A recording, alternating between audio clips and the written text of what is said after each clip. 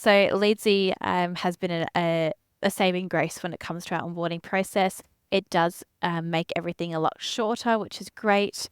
But it's also just the professionalism. If you're, again, being onboarded with an agency, every touch point in that onboarding process is important to, for us to present ourselves as a high-tech, fast mover in the space.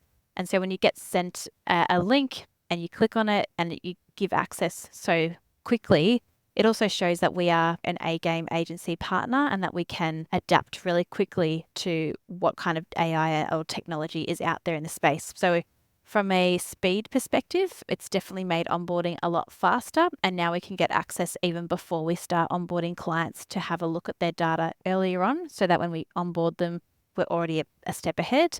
But also on the flip side, just as important is the actual touch point of the process. It makes us look a lot more efficient and really an A-grade agency if we've got tech to do something that would otherwise be so manual.